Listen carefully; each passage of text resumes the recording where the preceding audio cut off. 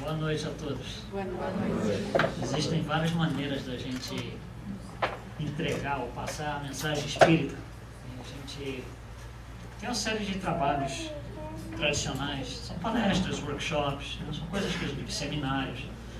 A gente está tentando uma formatação nova porque a gente sente necessidade, a plateia, o pessoal vem falar com a gente e sente necessidade de uma coisa um pouquinho mais dinâmica às vezes, né, a gente vem aqui, fala uma hora, vocês ficam parados aí, de vez em quando a gente quer uma coisa um pouquinho mais dinâmica. Então, nós tivemos uma ideia que começou nesse ano agora, no início do ano, estamos apresentando em vários lugares. Na verdade, nós começamos isso por causa da turma em inglês, né? Mas está sendo feito em português também e o pessoal gosta muito. Que é esse telejornal. O que é um telejornal? Imagina no Jornal Nacional. Você tem um jornalista, né, que é o William Bonner, por exemplo, que vem aqui, que você vê em casa? O que a gente vê em casa? Começa normalmente ele lendo uma notícia, então a câmera está focalizada nele, ele continua lendo a notícia e começa a passar um vídeo ou imagens em geral, aí volta para ele, volta para as imagens. Isso é um telejornal. É isso que a gente vai fazer aqui. Isso normalmente é feito em dupla, né, mas a Isabel não pode estar aqui hoje por razões profissionais, então a gente vai tentar cobrir a parte dela, né? Essas notícias elas são agrupadas, tá? A gente chama de telejornal Espíritas, é uma notícia de cada categoria que vocês verem ali, e a gente vai começar com política, mas fica tranquilo, calma, não é o que você está pensando. Então vamos lá, uma notícia sobre política. Essas notícias, só para constar, elas são, à exceção das duas primeiras, essas notícias são todas mais ou menos recentes, né? E são escritas por jornalistas profissionais. São notícias que você abre lá o jornal, Washington Post, New York Times, são notícias profissionais, e a gente vai simplesmente ler essa notícia e extrair o conteúdo espírita dessa notícia. Como é que eu, na sociedade de hoje, 2017, leio uma notícia dessa, qual a minha relação como espírita com esse evento, com esse acontecimento, com essa notícia, tá? Então vamos lá, nós vamos começar com política. E essa notícia, como é uma notícia histórica, a gente meio que criou a notícia, ela teria sido publicada na Gazeta Judeia e a gente colocou aí, governador suja as mãos. Então vamos lá, vou ler a notícia. Sob o pretexto de estar blasfemando contra a fé dos hebreus, os altos representantes do Sinédrio levaram esta manhã Jesus de Nazaré até a presença do governador da província da Judeia, Pôncio Pilatos. Os doutores da lei postulavam a crucificação do Nazareno como forma de punição. Após cautelosa conversa com o acusado, o governador Pilatos, sob enorme pressão da comunidade hebreia, lançou mão de uma alternativa na qual a população teria a opção de decidir sobre a sorte de Jesus, através de um voto.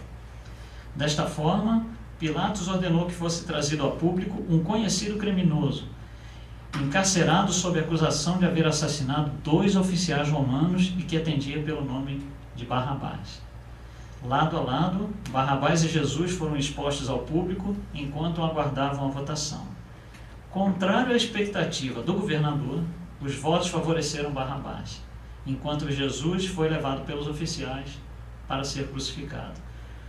O governador patenteou sua suposta inocência através de um gesto inusitado ao lavar as suas mãos em uma bacia d'água. E a gente acompanha nas imagens exatamente o lavar das mãos. O título da notícia é Governador suja as mãos. Dá para entender por que ele sujou as mãos, né? Vamos ver como é que nós espíritas, né, vemos isso aí. Tem algumas coisas que a gente precisa entender, nós como espíritas. Primeiro, existe um conflito de interesse muito grande aí. Porque ele, na sua posição política, ele tem uma posição política destacada. Ele é governador de uma província, então ele tem uma posição política destacada que ele não quer perder. Então existe um interesse pessoal dele. Só que, quando isso vem à tona, ele fica ali balançado, porque ele sabe que Jesus é inocente. Aliás, o artista que faz a cena é espetacular, né? Ele olha assim, falando, e agora o que eu faço? Olha para a câmera, falando, o que eu faço? Dá para se sentir, né? Ele falando isso com a câmera, entre aspas, aí. Mas então ele quer manter a sua posição, ele sabe que Jesus é inocente, mas ele não está conseguindo inocentar Jesus por causa da pressão do Sinédrio. E aí ele lança a mão então do Barrabás e tal, e a escolha não é o que ele quer. Mas existe um conflito muito grande de interesse. A sua consciência está de um lado e a sua decisão está pendendo para o outro. Então, a gente passa por isso de vez em quando. Mas, no fundo, ele sabe que Jesus é inocente. Agora, uma coisa que a gente precisa entender, para nós espíritas, é assim, ó. Por que aconteceu isso aqui? A gente fala assim, isso tem 2000 anos, já passou e tal, em termos, né? Foi muito velho. Mas por que aconteceu isso aí? Quem que fez a história da humanidade? Nós. Nós fizemos a história da humanidade. Em encarnações pregressas, né?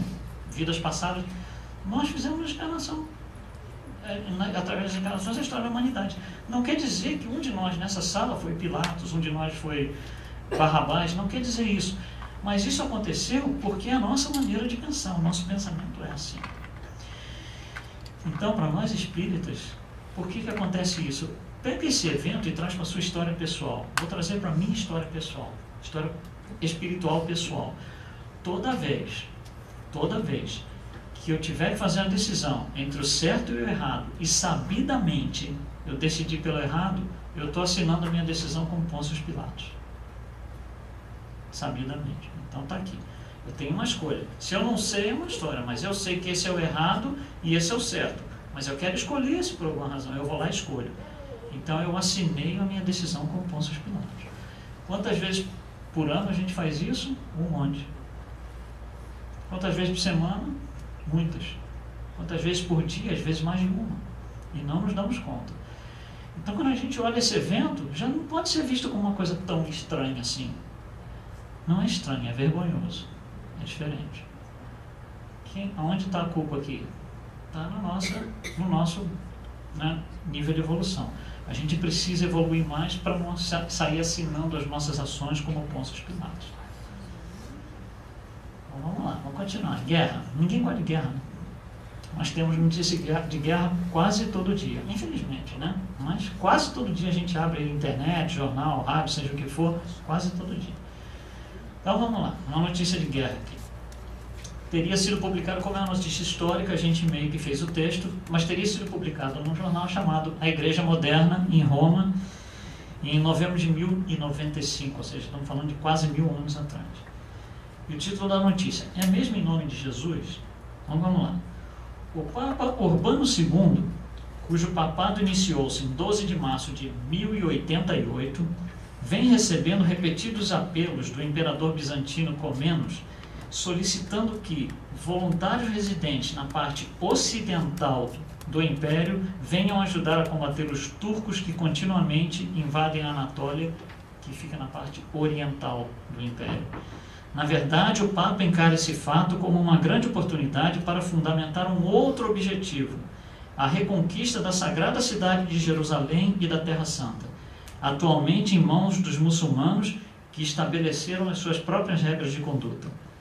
Para isto, Urbano II acaba de convocar uma prodigiosa peregrinação acompanhada de uma poderosa expedição militar. A Cruzada, como tem sido chamada, foi lançada hoje e espera-se que cerca de 60.000 pessoas façam parte do movimento. E foram 60.000 na primeira cruzada.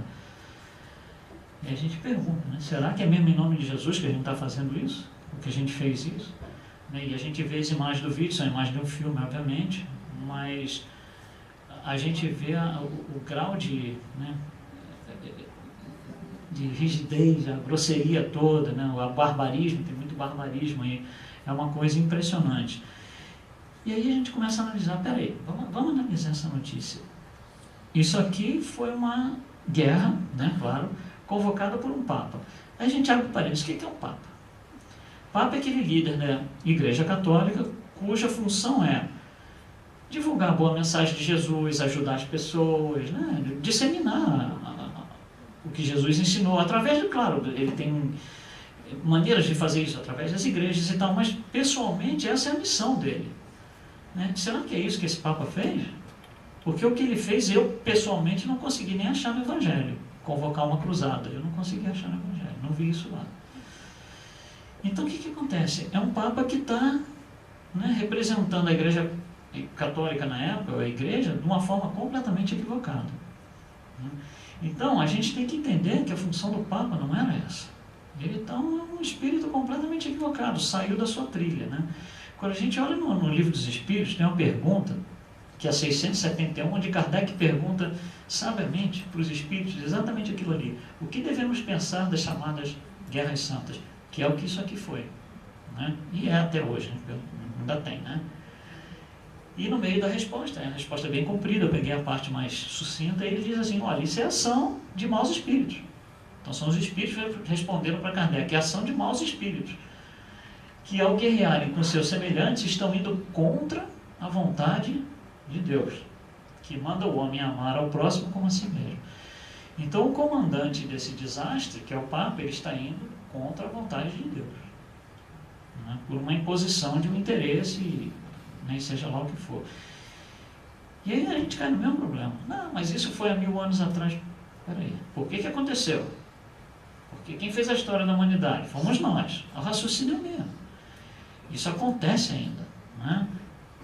E por que isso aconteceu? Por que exatamente isso se fez? Porque existem espíritos que ainda não estão no nível de evolução que deveriam estar, né? Isso continua acontecendo até hoje. Aqui a gente vê que existe um barbarismo, uma grosseria muito grande nisso. Então são espíritos que ainda estão lá embaixo, são esses espíritos que alimentam essa guerra, são esses espíritos que conseguem transcender a capacidade que tem os bons espíritos e levam à frente os seus feitos, e a gente acaba tendo isso toda hora, não é? Nós espíritas temos que pensar o que é? Será que isso foi em nome de Jesus?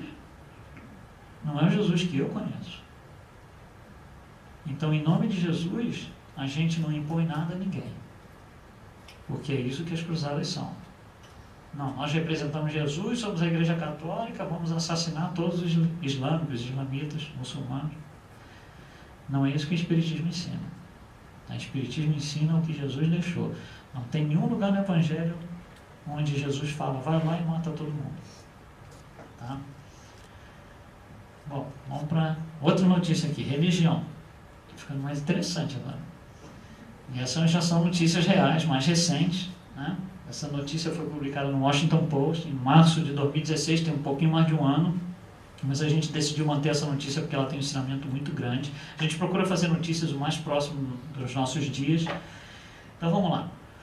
O Papa Francisco realizou nesta quinta-feira, dia 24 de março do ano passado, né, o ritual da Páscoa, ajoelhando-se frente a muçulmanos, hindus e cristãos refugiados, lavando e beijando seus pés num abrigo em Castelnuovo de Porto, na Itália.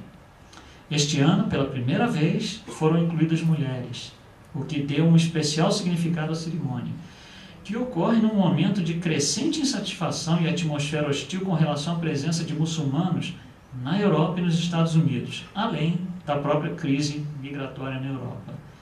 Segundo o relatório da Associated Press, vários imigrantes choraram enquanto o Papa ajoelhava-se perante eles, derramava água benta sobre seus pés, lavando-os e beijando-os, como a gente acompanha aqui nas imagens. E disse o Papa, todos juntos, muçulmanos, hindus, católicos, coptas, evangélicos, porém, todos irmãos e filhos do mesmo Deus. Temos culturas e religiões diferentes, mas somos irmãos e queremos viver em paz, integrados. É quase que um Papa espírita, né? Entre aspas, né? É impressionante, né, o que esse homem tem feito. Nós que somos espíritas, eu pelo menos, né, não sei se estou falando por todo mundo, estou falando por mim, obviamente, eu fico emocionado de ver o que esse homem faz. Me emociono que esse homem, a batalha dele, vai enfrentando as coisas lá. Jesus veio trazer uma coisa muito mais acima de conversinha, de tititi. Ele realmente realiza trabalhos monumentais.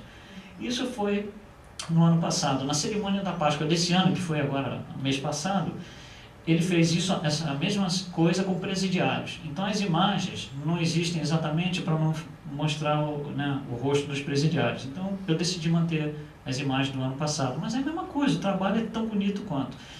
Essas pessoas que ele beija os pés e lava os pés são 12, representando os 12 apóstolos, né, na época de Jesus.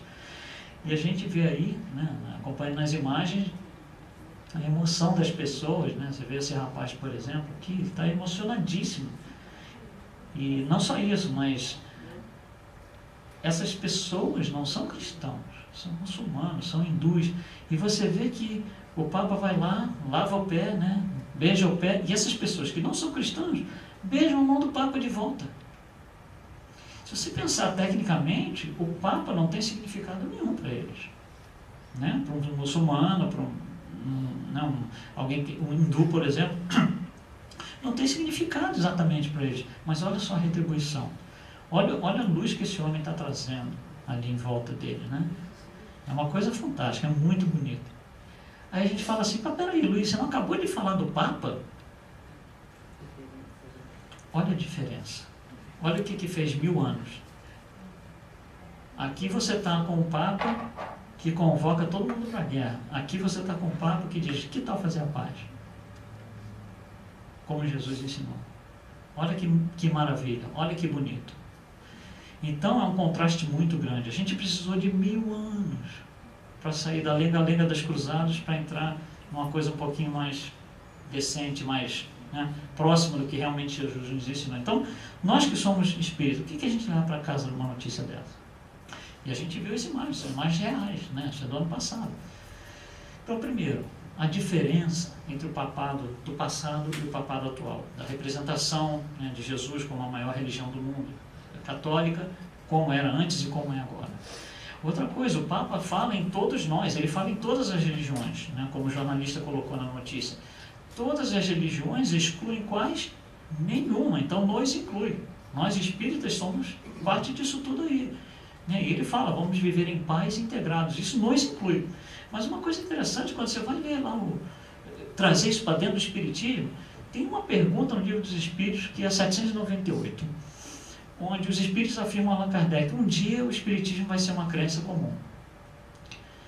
Olha só, é diferente da resposta se tivesse sido, um dia todo mundo vai ser espírita. Não é isso que foi falado. Um dia todo mundo vai ter uma crença comum, com denominações diferentes. Vai ter ainda católico, evangélico, copta, vai ter um monte de coisa.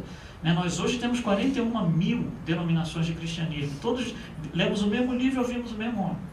Olha só, temos 41.000 denominações. Isso vai ser uma crença comum. E quando a gente olha esse homem fazendo esse trabalho, esse homem que não é espírita, quase que não é espírita, não sei nem dizer, né? Deve ter uma boa percentual de espírita aí nele. Mas, seriamente, quando ele faz uma coisa dessa, isso é quase que a pergunta 798 em ação. Né? É a pergunta 798 em ação, ali ao vivo e a cores. O homem fazendo essa coisa na nossa frente. É um trabalho maravilhoso, muito bonito. Vamos lá, justiça. Essa é fácil, né? Justiça, todo mundo obedece a gente, está pronto. Bem fácil. Então vamos lá. Isso daí saiu na jornal chamado Revival Times. É uma notícia do Brasil, né? 29 de novembro de 2016, então é do ano passado também. Supremo Tribunal Federal legaliza a prática do aborto. A primeira turma do Supremo Tribunal Federal legalizou de forma indireta, nessa terça-feira, a prática de aborto realizada durante o primeiro trimestre de gestação, independente do motivo que leve a mulher a interromper a gravidez. A decisão foi tomada durante o julgamento de um habeas corpus em favor de funcionários e médicos de uma clínica de abortos em Duque de Caxias. Uma clínica, que fique bem claro, isso aqui é o julgamento de uma clínica. Tá? Então, continuando a notícia aí. 3 ministros decidiram que não é crime a interrupção voluntária da gestação efetivada no primeiro trimestre. Outros 2 ministros não se manifestaram sobre a descriminalização do aborto. Apesar da decisão não ter sido tomada pelo Pleno do Supremo Tribunal Federal, ela cria embasamento para decisões feitas por juízes de outras instâncias em todo o país. Ou seja, isso abre precedente para que outros juízes se utilizem, né, desse resultado para fazer a mesma coisa. Tá? Em temas, aí um dos ministros, Luiz Roberto Barroso, afirma o seguinte: em temas moralmente divisivos, o papel do Estado não é tomar partido e impor uma visão, mas permitir que as mulheres façam a sua escolha de forma autônoma. O Estado precisa estar do lado de quem deseja ter o filho. O Estado precisa estar do lado de quem não deseja, geralmente porque não pode, ter o filho. Em suma, diz ele, por ter o dever de estar dos dois lados, o Estado não pode escolher um. Essa é a notícia, então, que a gente tem aqui. Bom, aborto sempre é uma coisa complicada na nossa sociedade. Para nós é claro, está bem, acho que esclarecido já para nós sobre aborto. Mas para a sociedade fora é muito complicado, dá muita confusão isso daí. Você vê a confusão aqui, né? Alguns aceitam, outros não, outros aceitam até 10 semanas, outros até 3 meses. É muito confuso, né? Existem diversas opiniões aí. Não se tem um consenso. Mas nós espíritas, né, o que a gente leva para casa disso daí? Então, em primeiro lugar, nós sabemos pela codificação, isso é a nossa base. A base é a nossa codificação. Está lá no Livro dos Espíritos, respeito à vida. Aí você pergunta, mas quando começa a vida? Quando começa a vida? Quando começa a vida? Na concepção. Então, teve concepção, já tem vida. Se você interromper, você desrespeitou a vida. A dificuldade da sociedade é definir quando começa a vida, por incrível que pareça. Porque se alguém diz assim, a vida começa no nascimento clínico na maternidade, para as pessoas que acreditam que ali começa a vida, interromper a gravidez não é problema. Tecnicamente falando, pelo amor de Deus, vamos entender corretamente. Para eles não é problema. E a dificuldade nossa é definir, ter um consenso de onde começa a vida.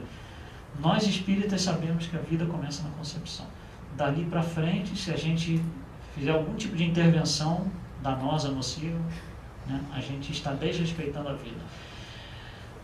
E você vê como o ministro aqui colocou, né? O Estado não pode ser responsável. Quem é responsável é a mulher e os envolvidos diretos. Né? Porque a mulher tem influência. Às vezes o parceiro não quer a gravidez e fica lá artisanando, né? faz aborto, às vezes a família. Então existe um conjunto de pessoas, claro que a mulher ela toma a palavra final, ela tem a palavra final. Mas existe um conjunto de influências ali em torno daquela situação. E não dá para transferir a responsabilidade. Não dá para a gente chegar e dizer assim, eu acho que o Estado manda fazer isso ou fazer aquilo. Não, o Estado não manda fazer nada. É exatamente o que o ministro está falando aqui. O Estado deixa a mulher decidir aquilo que é melhor para ela. Agora, cada decisão, cada escolha vem com as suas consequências. E a consequência, quem vai arcar não é o Estado, é a mulher. Então isso é uma coisa que para nós espíritas já é bem claro. Esse tipo de notícia, que pode ser interrompida a gravidez nos primeiros 3 meses, para nós a gente não concorda com isso. Mas está lá no Brasil e está acontecendo. Tá? Bom, vamos lá. Notícia comunitária, comunidade. Essa notícia foi publicada no Yahoo Notícias, 3 de novembro de 2016, chama-se Embaixadores da Higiene. Título interessante, hein? Pelo menos o título. Samir Lekhani, que é esse rapaz aqui, estudante da Universidade de Pittsburgh, encontrou uma maneira simples de evitar que cambojanos contraiam doenças facilmente tratáveis. Ele distribui barras de sabão para os mais pobres. Ao visitar o Camboja, ele viu uma mãe lavar seu filho com detergente, pois o sabão é considerado um luxo para a maioria dos habitantes do país. Olha só, sabão é considerado um luxo. Que coisa. Tanto é que muitos recorrem a cinzas e até materiais de limpeza industriais para se higienizar. Samir percebeu que aquilo era muito perigoso, afinal poderia provocar inúmeras alergias e não fazia o principal, que era diminuir o número de doenças devido a falhas no asseio pessoal.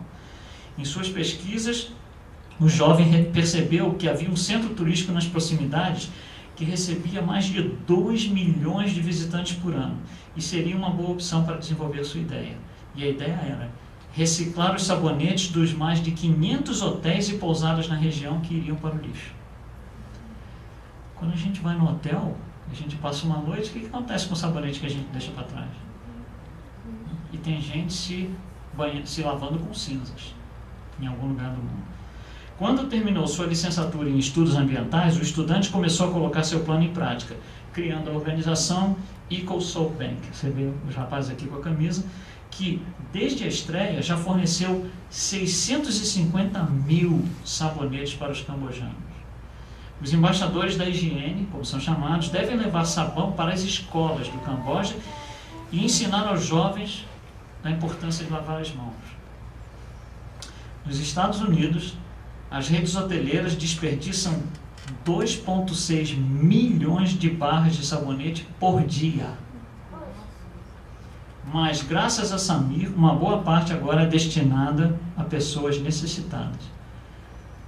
Isso aqui é um sign de um hotel a menos de 2 milhas daqui e diz assim: isso daqui é um projeto, chama Clean the World, onde nesse hotel eles pegam os sabonetes e doam para isso daqui, para esse processo. É um processo semelhante, não é o Equal Soap Bank, hoje existem outras organizações. É uma companhia chamada Clean the World. A sede disso daqui é na Landstar Road, em Orlando, Flórida. Olha que bonito. Tudo começou como mesmo? Um rapaz de 23 anos que decidiu fazer um trabalho comunitário bonito, uma visão fantástica. Para nós espíritas, o que eu extraio disso, né?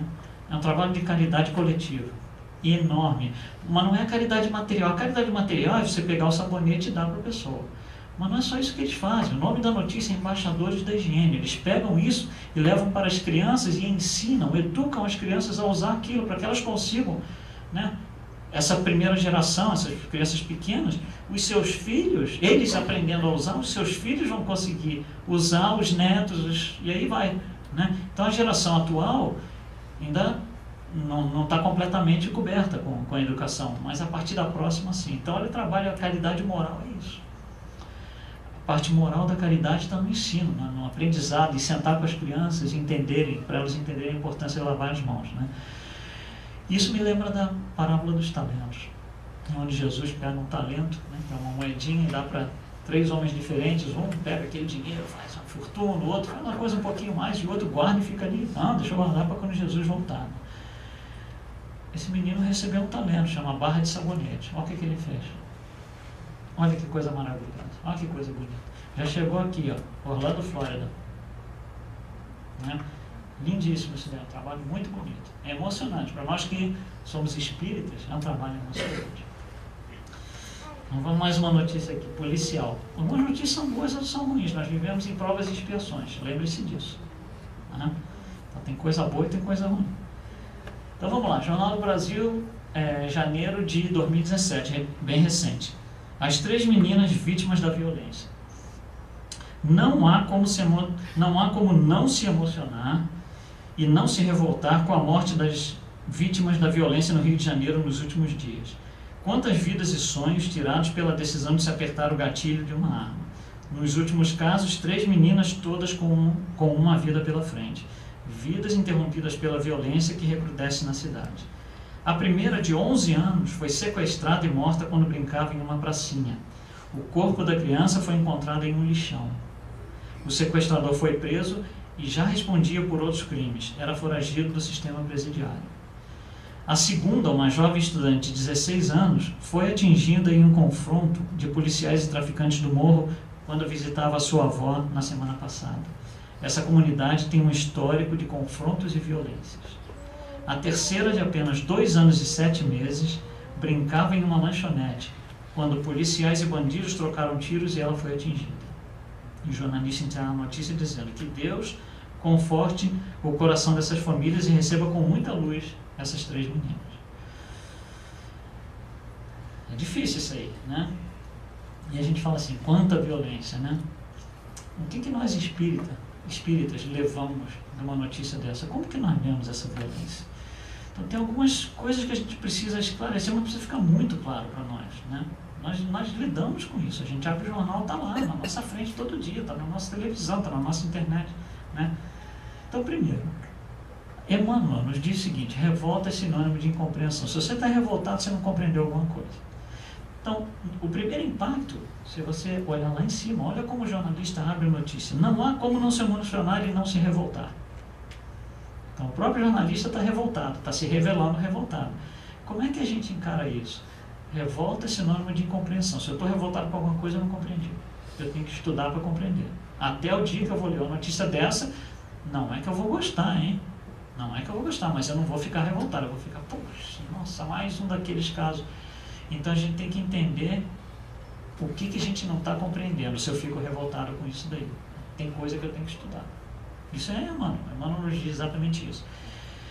Por que tem tanta violência em alguns lugares, nesse lugar especificamente? Porque é o nível de evolução moral. Quando o nível de evolução moral é mais alto, não tem menos violência. Mas se o nível de violência é muito alto, o nível de evolução moral é muito baixo. E aí é que a gente entra numa coisa interessante. Normalmente a gente tende a pensar, nós espíritas, temos a tendência a colocar a culpa em obsessor. Não, é os obsessores que ficam ali.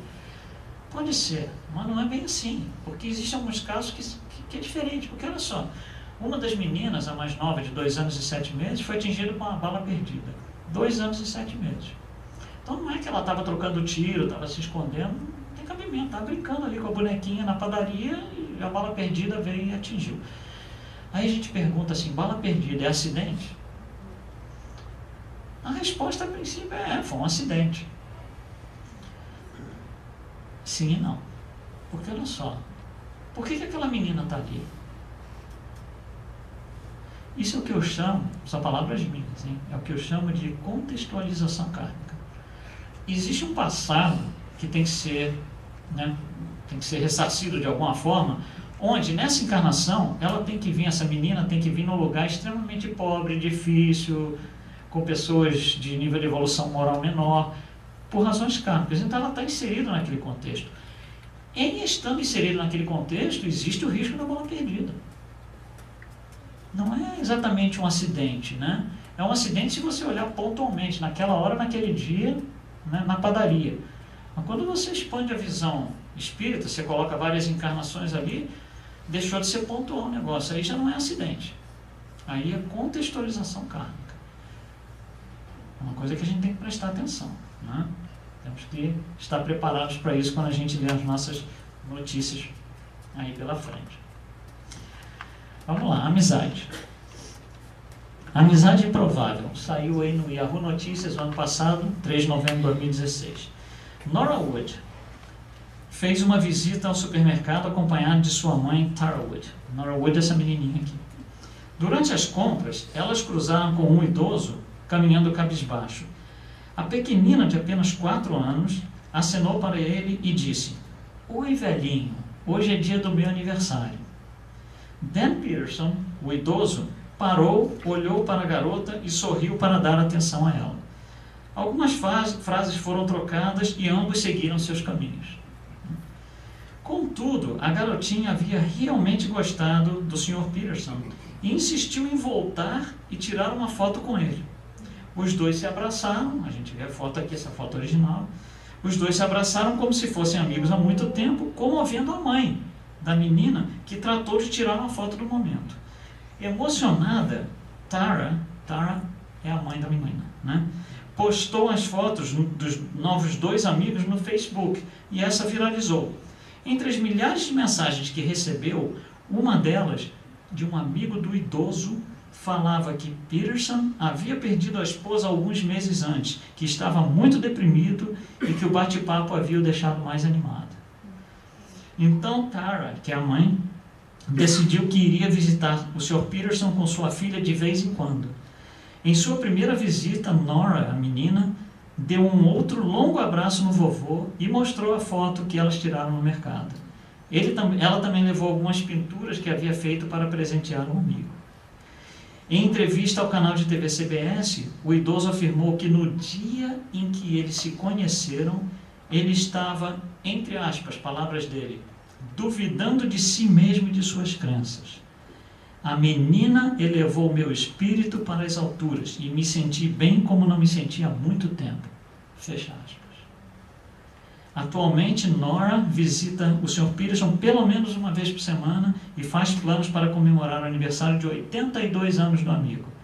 O velhinho admitiu que a nova amizade mudou sua vida e que agora até dorme melhor.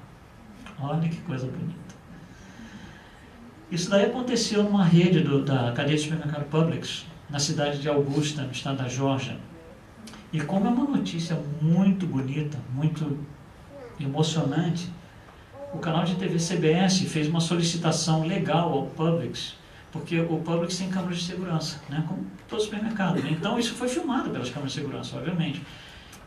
Então a CBS solicitou ao Publix que liberasse as imagens, para que a população pudesse ver a beleza disso aí. E essas imagens foram liberadas, é isso que a gente vai ver agora, tá? Aqui, né, a menina passou pelo velhinho e falou: oi velhinho, hoje é dia do meu aniversário. E ele, que é isso, né? Quem é essa menina aí? Olha a cara dele. E aí o primeiro abraço, olha lá. E a partir daí uma amizade que fica difícil para quem não é espírita explicar. Uma de 4 anos, outra de 82. Né? E olha só, elas se visitam, a menina com a mãe, visita toda semana o seu Peterson, né? E olha aí, ficam juntos, batem papo, brincam, né? É uma festa, é um verdadeiro vovô, né? Se você pensar tecnicamente, né? Olha só que maravilha, né? E aí a gente vê mais algumas fotos, né? Essa amizade improvável, né? De um senhor ali, uma menina num carrinho, né? E aí a gente vê essa última imagem aí, vai mais para frente. A gente fecha então a notícia com essa foto angelical. Olha só que lindo, que beleza, né? Isso emociona a gente, né? Isso nos dá aquele... Como é bom ser espírita, porque eu entendi por que tem amizade entre uma menina de 4 anos e outro senhor de 82, que não tem nada a ver com a história, né? Teoricamente. É claro que isso é uma coisa que vem de trás, vem lá do passado, né? Recente ou não, né? Mas vem do passado. Mas tem uma outra coisa, não é só o relacionamento entre a menina e o seu Peterson. Porque aqui nos Estados Unidos, normalmente, uma mãe não deixaria uma menina pequena se aproximar. Ela, peraí minha filha, vem cá, sai daqui, né? Normalmente, pelos padrões sociais de onde a gente mora aqui, a mãe também é parte disso. A mãe incentivou, fez o contrário do que a gente esperaria, por assim dizer, dentro dos padrões sociais nossos. Então a mãe é parte do relacionamento também de vidas passadas. Olha que, né? Triângulo amoroso no bom sentido, né? Olha que bonito isso aí, né? Então, o fato da menina falar: oi velhinho, hoje é meu aniversário, olha o poder transformador disso daí. Olha a luz que saiu com essas palavras, né? É muito mais do que a verbalização de alguma coisa, né? É uma iluminação, né? E isso é que é verdadeira caridade, porque não tem nenhuma intenção de retorno. A menina não falou: não, vou falar isso, porque aí chega em casa, eu ganho um brinquedinho, então não tem nada disso. A menina foi lá e falou: velhinho, hoje é meu aniversário. Olha só, essa é a caridade que Jesus nos ensina, sem ser retorno no investimento, né? Sem ser uma coisa, toma lá da cá, eu vou fazer isso por causa daquilo, sem estratégia, sem nada disso. Pura e simplesmente de coração, né? Muito bonita essa notícia daí, uma coisa para a gente, né, encher o nosso coração. Saúde. Uma notícia sobre saúde agora. Saiu no Washington Post do ano passado, novembro de 2016. Mandy McGowan, de 36 anos, ficou inconsciente em função de uma aparente overdose e perdeu os sentidos na seção de brinquedos de uma loja da rede Family Dollar, na cidade de Lawrence, no estado de Massachusetts. Sua filha de 2 anos puxava os dedos da mãe, sentava-se a seu lado e tentava balançar a sua cabeça, mas as tentativas foram em vão. A cena de cortar qualquer coração foi filmada por um funcionário da loja e viralizou. Esta cena é real, não é encenação, isso é real. Segundo a polícia, quando os primeiros socorros chegaram, McGowan, que é a mãe, recebeu doses de naloxone, que é o antídoto recomendado para a situação. Artigos relacionados a drogas foram encontrados na sacola de fraldas, contendo pequenos canudos cortados com um comprimento aproximado de 8 centímetros e com resíduos de uma substância branca ao redor das suas pontas. No estado de Massachusetts, tais cenas se tornaram absolutamente corriqueiras. Aliás, o número de casos de overdose no estado está 2 vezes acima da média do país. Olha que coisa. Para um jornalista vir colocar para a gente, né, nós leitores, que isso daqui é uma cena comum, isso é alarmante. Para nós espíritas, a gente entende que olha quanto a gente tem que ainda evoluir, né? Para você considerar isso uma coisa comum, é quase que abominante, né? Assim, do ponto de vista espiritual. E nós espíritas levamos o que para casa dessa notícia? Além da tristeza, né? Infelizmente não é uma coisa boa, mas a gente tem que extrair disso o que é bom. E o que eu vou extrair de bom dessa notícia? Eu tenho que aprender alguma coisa com essa notícia. Em vez de ficar chorando sim, tá? É uma notícia triste, mas peraí, o que eu aprendi com essa notícia? Primeiro, existe uma relação quase que direta entre drogas e obsessão, mas não é sempre. E não é sempre no seguinte sentido. Por exemplo, digamos que eu seja um super drogado, super drogado. Então eu estou lá, droga todo dia, um dia o corpo não aguenta e pá, eu vou embora. Passei para o lado de lá. O que acontece quando eu chego do lado de lá? Eu vou querer fazer a mesma coisa, é ou não é? Eu vou querer minhas drogas lá, minha seringa, meu cigarro, seja lá o que for, né? Mas eu não tenho como ter essa sensação, porque essa sensação depende da existência do corpo físico. Eu passei para o lado de lá, não tenho mais o corpo físico. Eu não tenho vitalidade que vai me permitir sentir isso. Então o que eu tenho que fazer? Eu tenho que pedir um corpo emprestado, né? Então eu vou lá, num lugar onde eu vou encontrar muito provavelmente esse tipo de coisa, eu vou lá e empresto o corpo de alguém, aquele alguém está nas drogas, maravilha. Amanhã eu não preciso fazer a mesma coisa com a mesma pessoa, eu vou em outro lugar e faço a mesma coisa com outra pessoa, e depois outra, e depois outra, e depois outra. Você vê, isso não é obsessão. Não é obsessão. Obsessão é aquele negócio implacável, sempre com a mesma pessoa, uma parceria. Isso aqui não necessariamente é obsessão. A maioria das vezes mas a gente tem que considerar, como espíritas, pelos nossos estudos, a gente tem que considerar a possibilidade de não ser. Tá? São espíritos que estão procurando mais os seus prazeres, né, da vida que tiveram pregressa. Mas você vê, do ponto de vista da mãe, existe uma responsabilidade enorme nisso daí, que as nossas crianças aprendem pelo que elas veem. Aí como é que você vai tirar essa mancha aí? Né? É isso que essa moça veio fazer, né? Então ela sente que houve um abandono ali em relação à filha, né? Ela fala isso publicamente e ela tenta tirar isso daí. Existe uma atualização, essa notícia a gente vê que foi de novembro, não foi de... novembro, né? Em setembro, acho que foi em agosto, não sei. Em setembro tem uma atualização dessa notícia. Essa mãe, ela foi, claro, tem que responder na corte, né? Essa é a foto dela na corte respondendo, né? Mas uma coisa que ela fez é o seguinte: em vez de vir a público e dizer, não, isso é invenção, não aconteceu, foi um vídeo que alguém filmou, não sou eu, podia estar falando um monte de coisa, né? Tentando se esquivar, dar desculpas e tal. Não foi isso que ela fez. O que ela fez ela foi a público e disse, peguem esse vídeo daí, todo mundo vejam para vocês não fazerem o que eu fiz. Aprendam com esse vídeo a não fazerem o que eu fiz. Isso é uma coisa interessante. Isso é uma coisa muito interessante. Porque ela está tentando passar uma coisa positiva em algo que, na verdade, foi extremamente doloroso e negativo. E ela falou algumas coisas interessantes. Não me julguem. Eu estava com a minha filha de 2 anos de idade comigo e onde quer que eu vá, as pessoas apontam para mim e isso machuca. Então ela se sente agredida pelo posicionamento das pessoas. Ela vai andando na rua e o pessoal aponta o dedo, olha ela, né? Aí a gente fala assim, os cristãos fazem isso? Depende do cristão. Se você segue o Papa Urbano II, talvez.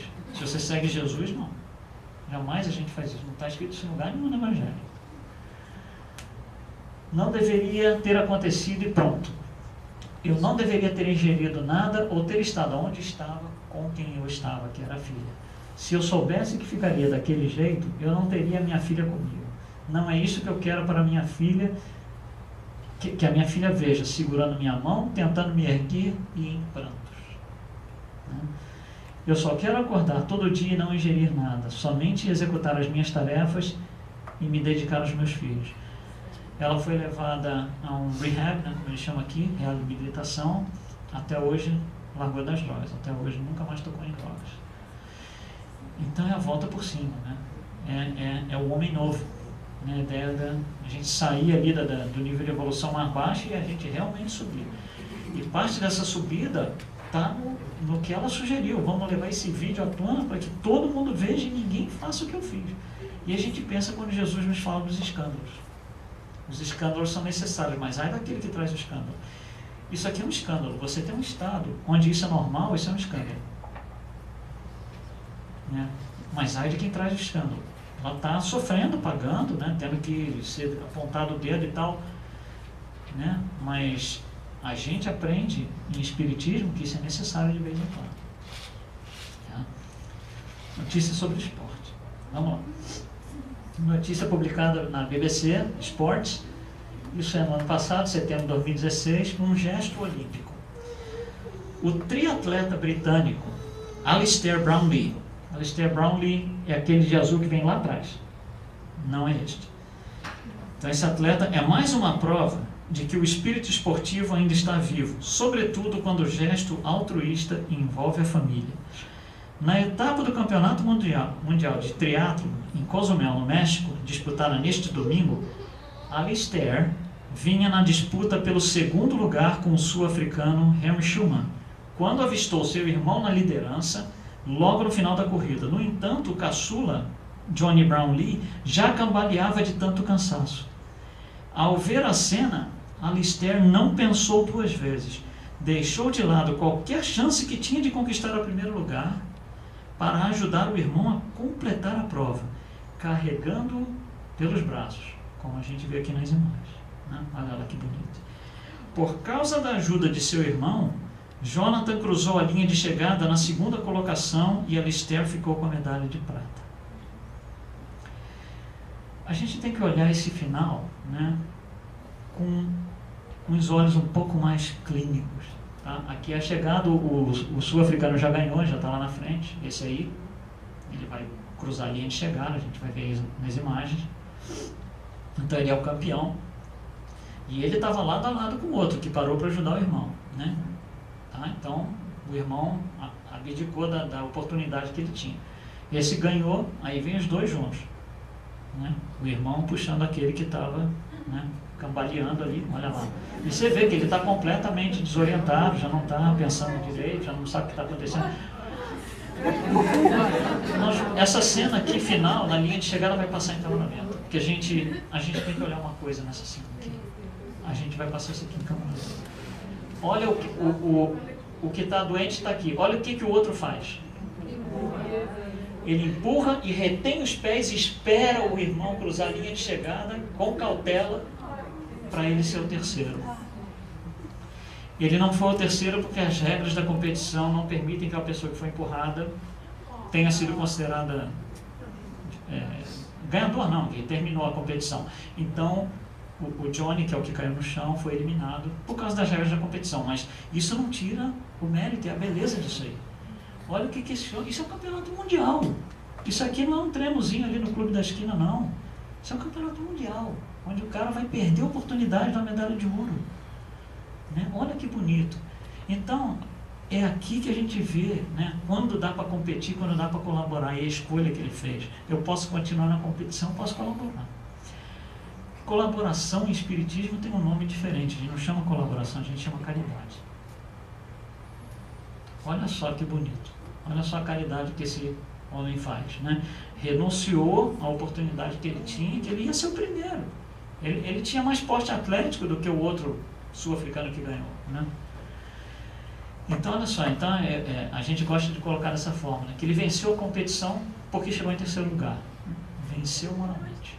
Existe uma vitória, né, técnica, né, e existe uma vitória moral. Olha que maravilha de notícia. Né? E uma coisa relativamente simples, né? Pegar o irmão e ajudar. Uma competição mundial, onde você vai perder o título. Que coisa, né? Ciência, vamos lá. Não precisa ter medo não de ciência, né? Não é física quântica, não. Saiu na revista Galileu, lá no Brasil, em 17 de maio de 2016. Na Índia, os médicos do hospital Anupam e cientistas das organizações BioQuark e Revita Life, que a gente vê os logos, querem ser os pioneiros em trazer mortos de volta à vida. Já autorizados pelo Institutional Review Board, que é o órgão internacional que regula e aprova testes em humanos, os testes para tentar ressuscitar humanos começarão em breve, ainda no primeiro semestre de 2016. Essa notícia é de maio de 2016. Agora, peraí, o que é ressuscitar? Trazer de volta a vida? Não é tirar o cadáver do caixão e reanimar ele, não é isso. São pessoas que já estão em coma, tá? A notícia continua explicando isso. A ideia dos cientistas é reverter a morte cerebral já confirmada por exames clínicos e eletroencefalograma em 20 pacientes que estão nesse hospital. E um dos organizadores diz: estamos muito animados com a aprovação do nosso protocolo, com a convergência de disciplinas, biologia regenerativa, neurociência e ressuscitação clínica. Estamos prontos para mergulhar numa área de conhecimento científico que era inacessível com as tecnologias atuais. A morte cerebral é considerado o ponto final da vida para a ciência. Ainda que o corpo de uma pessoa que tenha sofrido morte cerebral possa executar diversas funções vitais, como, por exemplo, circulação sanguínea, digestão de alimentos e até mesmo a gestação de um feto, como tivemos, né, recentemente, o dano cerebral é irreversível e representa a perda da consciência do ser humano. Portanto, depois de constatar a morte cerebral, a pessoa passa a viver no que ficou popularmente conhecido como estado vegetativo. Caso esse experimento seja bem sucedido, o experimento indiano abriria uma porta para a reversão da morte cerebral e, consequentemente, o retorno da consciência e da vida. Um dos organizadores diz: vamos alcançar compreensões únicas sobre o estado da morte cerebral humana. Isso nos ajudará a desenvolver terapias para desordens de consequências severas, tais como o coma, estado vegetativo e outras doenças como Parkinson's, Alzheimer's e outras. Então, olha só que interessante. A gente tem uma notícia aqui sobre trazer os mortos de volta à vida. Esses mortos não são exatamente mortos no sentido de enterrados, não são cadáveres mais, não é ressuscitação no sentido, né, místico. São pessoas que estão em coma.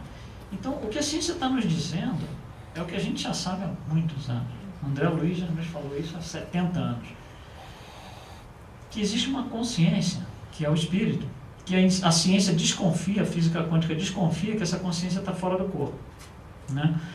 E eles estão quase conseguindo provar isso pelos métodos tradicionais científicos, que existe uma consciência fora do corpo.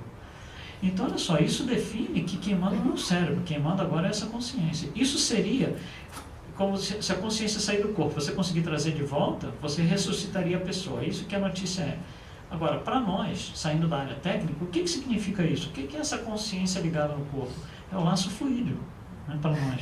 Então, isso para nós é uma coisa conhecida, que essa consciência, a perda de consciência ou não, a perda de consciência é o rompimento do laço fluídico. E uma vez que isso acontece, não dá mais, acabou, só com outro corpo, na outra encarnação, né? Mas a ciência está conseguindo identificar essa existência desse laço fluídico, que é algo que a gente está esperando aí há 70 anos, né? Está chegando, olha só que legal, né? Que interessante que vai ser. Mas o jornalista fala uma coisa interessante, que meio que passa batido, mas eu quero voltar aqui porque é de muito significado. Ele diz o seguinte: o diretor do projeto diz que só foi possível se chegar nisso daí porque houve uma convergência de três coisas, que são, ele fala aqui, a biologia, 3 disciplinas: a biologia regenerativa, a neurociência e a ressuscitação clínica. Até muito recentemente, o que a gente via eram ciências acadêmicas extremamente egoístas. Por exemplo, aqui está a biologia, ela chega e diz: eu estou certo, vocês estão todos errados. Aí chega a psicologia e diz: não, eu estou certo, vocês estão todos errados. Aí chega a física quântica e diz: não, quem está certo sou eu, vocês estão todos errados. Então todo mundo está certo e todos os outros estão errados ao mesmo tempo, né? Por causa do egoísmo que existe dentro da ciência, da ciência acadêmica. O que isso daí está revelando é que no momento em que esse egoísmo foi deixado de lado e as ciências se uniram, aí a gente conseguiu chegar em algum lugar. Novamente, a colaboração em vez da competição. Chega uma hora que a biologia não consegue responder mais. Aí ela fala assim: puxa, mas tem um pessoal aí, esse tal de física quântica, que está estudando um negócio que responde ao que eu quero. Daqui a pouco a psicologia chega na mesma conclusão: eu não sei mais nada, aqui não dá para fazer mais nada. Mas tem os caras aqui da física quântica que estão... a física quântica é quem está embaixo de tudo, tirando o egoísmo dessas ciências acadêmicas. Elas estão convergindo, elas estão se unindo. Até dentro da ciência materialista isso está acontecendo. Olha que bonito, né? E por isso que as coisas estão andando muito mais rápido. Porque não tem essa disputa entre eu estou certo e você errado, você está errado, está ficando sem sentido isso. Dentro da ciência acadêmica está ficando sem sentido, né? Então, para nós é uma coisa maravilhosa a gente ouvir a ciência falar: tem consciência, assim, tem laço fluídico. Já pensou? O dia que sair isso, a gente faz um churrasquinho aqui na esquina, né? Vamos comemorar. E vamos para a nossa última notícia sobre vida, né? Falar um pouquinho da nossa vida aqui. Isso foi no ano de 2016, em dezembro, né? Saiu, na verdade, isso foi publicado originalmente num jornal do Quênia, chamado Mpasho, tá? Mas eu tirei a notícia em português do Histórias com Valor. Então vamos lá. John Tao, que é esse menino aqui, um menino que vive nas ruas da capital do Quênia, Nairobi, é órfão de mãe e fugiu de casa por causa das violentas agressões às quais o pai o expunha. Na cultura queniana, crianças como John são rotuladas como ladras, rudes e impuras. É um rótulo, né, dentro da cultura deles. Só que, recentemente, John provou para todo mundo que estas crianças também têm sentimentos. O menino se aproximou de um carro para pedir esmola e viu uma senhora utilizando uma máquina de oxigênio que precisava para sobreviver. Perante aquela situação, o pobre garoto segurou a mão da idosa e começou a chorar. Só para esclarecer, você está vendo o menino aqui, a idosa está do lado de cá. No Quênia, o motorista vai do lado direito. Ela não está dirigindo, ela é passageiro. Tá? Então o menino vai, pega na mão dela e começa a chorar. Gladys Kamande, a mulher, a senhora que utiliza os aparelhos, já utiliza as máquinas há 2 anos e ficou cega em consequência dos abusos impostos pelo marido durante as suas 7 gestações, todas tendo como resultado o aborto. Ao ouvir a história da idosa, John, o menino, não conseguia conter suas lágrimas. A sinceridade, inocência e compaixão do menino são sem dúvida comoventes. Ele segurou a mão de Gladys com carinho e começou a orar a Deus para que a ajudasse a ficar curada. Algumas pessoas presenciaram a cena e precisaram consolá-lo e tranquilizá-lo, dizendo que a mulher iria melhorar. Além de tentar confortar Gladys, John também lhe deu todo o dinheiro que tinha no bolso. É um menino de rua, hein? Ele disse que optou por dar todo o seu dinheiro porque ele mesmo, se estivesse sofrendo o que ela sofria, teria ajuda de outras pessoas. Através da divulgação em redes sociais e estações de TV, o caso de Gladys comoveu os quenianos. Com a ajuda de 16 mil contribuintes, foram arrecadados o equivalente a $80.000, que serão utilizados para pagar as cirurgias que Gladys terá que submeter. O ativista social Nairo conseguiu com que John fosse adotado e tivesse garantido seus estudos na escola primária e no 2º grau. Olha só, que coisa maravilhosa, que menino iluminado, né? E aí a gente começa falando de novo da contextualização kármica. Como é que um menino iluminado desse está ali? Porque tem alguma coisa que tem que ser resolvida. Pode ser missão, mas tem alguma coisa que ainda tem que ser resolvida. Para resolver, precisa estar naquele contexto. E ali ele vai naquele contexto, apanha do pai, perde a mãe. Né? Mas algumas coisas interessantes que a gente chama atenção. A senhora que usava os aparelhos apanhava do marido. Nas 7 vezes que ela ficou grávida, o marido bateu tanto que ela abortou as 7 vezes. Né? Olha só o nível de violência, baixo nível de evolução, né, das pessoas. Né? Outra coisa interessante que o jornalista fala aqui é que foram arrecadados 16 mil contribuintes em 4 dias, produziram uma arrecadação de $80.000. Se eu chegar aqui e falar para vocês assim, olha, a gente se reuniu aí, a gente arrecadou $80.000 em 4 dias. É legal. Nos Estados Unidos, não no Quênia. Olha a diferença, contextualiza isso daí. Contextualiza isso daí. Olha o que esse menino fez. Fez o Quênia inteiro se mexer. Tem gente ali que deu dinheiro e não tinha para dar. Ele não tinha dinheiro e ele deu dele. É ou não é? Olha que bonito. Então a gente vê que é um espírito elevado. Está num contexto kármico ali por alguma razão, mas é um espírito elevado muito mais que o pai, por exemplo, que batia e abandonou. Né? E ele teve que fugir de casa por causa do pai que batia. Mas o interessante é, quando ele pega a mão da senhora, ele faz uma oração para ela. Não é para ele. Ele faz uma oração para ela ficar melhor, para ela melhorar. O poder dessa oração é uma coisa incrível. As pessoas que estão em volta vão se aproximando, formam um grupo. Por isso que nós temos as fotos. porque as pessoas se aproximaram e começaram a tirar fotos com o telefone, já com o celular. Olha o que esse menino fez, com uma oração sincera, que ali a caridade ali em ação, porque não tem estratégia, não tem, não, vou fazer uma oração que eu saio no jornal, vou virar notícia. Não é nada disso. Um menino de 11 anos, vou fazer uma oração para essa mulher, porque eu estou vendo aqui, a situação dela é muito pior que a minha, né? E aí o que acontece? Tudo se reverte ao merecimento dele, né? Ele acaba sendo adotado e ele tem seus estudos garantidos, coisa que no Quênia não existe. Primeiro e segundo grau. Vamos colocar uma atualização dessa notícia aqui, muito recente, dia 27 de março. Essas fotos, essas duas fotos aqui são da Gladys, no aeroporto de Nairobi, no Quênia, retornando, né, de um conjunto de cirurgias que ela foi fazer na Índia com o dinheiro que foi arrecadado. Vocês lembram que ela está na cadeira de rodas e era cega? Cadê? Não tem, né? Após todos os procedimentos médicos, as suas preces, suas da mulher, né, de 7 anos, foram atendidas. A sua visão foi restaurada e ela não mais necessita de uma cadeira de rodas.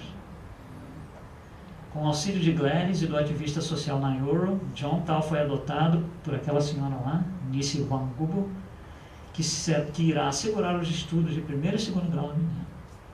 Então é merecimento. Mas não é merecimento assim sem fazer nada, né? É um espírito iluminado. O merecimento está ali no poder que esse menino, o que ele traz para a gente, a beleza do trabalho que ele fez. E com a coisa mais simples possível imaginar, uma coisa muito simples. São essas notícias que a gente queria trazer para vocês. Eu não sei se é uma coisa interessante, se é uma coisa que a gente deve fazer outras vezes. A gente está tentando diversas formatações para passar a mensagem espírita. Existe uma dinâmica diferente aqui, quando a gente vem aqui falar sobre um tema, por exemplo, durante uma hora, a gente é chamado para falar sobre, não sei, felicidade, por exemplo. O palestrante vai falar 1 hora sobre felicidade. Aqui a gente falou 1 hora sobre 50 coisas diferentes, 50 emoções diferentes, 50 coisas boas e coisas ruins, um monte de coisa. Então é um turbilhão de emoções. A gente precisa de um tempo para deglutir e digerir isso daí. Mas se a ideia for boa, né, a gente aceita qualquer crítica, sugestão. Né, e muito obrigado, boa noite a todos.